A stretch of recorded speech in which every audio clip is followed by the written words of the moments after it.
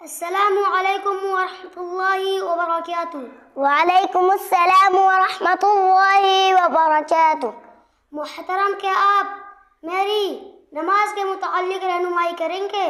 پوچھئے، کیوں نہیں، انشاءاللہ میں ضرور آپ کی رہنمائی کروں گا۔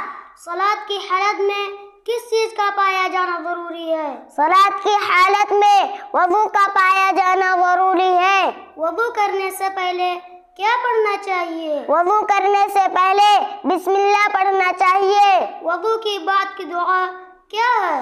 اشہد ان لا الہ الا اللہ وحدہ لا شریک لہ واشہد ان محمدا عبدہ ورسولہ اللہم اجعلنی من التوابین واجعلنی من المتطہرین۔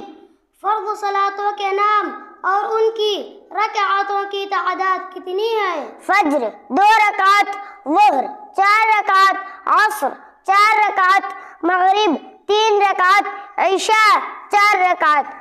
صلاۃ کی حالت میں کن کن چیزوں کے کرنے سے منع کیا گیا ہے؟ صلاۃ کی حالت میں کھانے پینے، بات چیت کرنے، ادھر ادھر دیکھنے اور ہنسنے سے منع کیا گیا ہے۔ صلاۃ کی حالت میں کن کن چیزوں کا پاک ہونا ضروری ہے؟ صلاۃ کی حالت میں بدن کا پاک ہونا، جگہ کا پاک ہونا اور کپڑے کا پاک ہونا ضروری ہے۔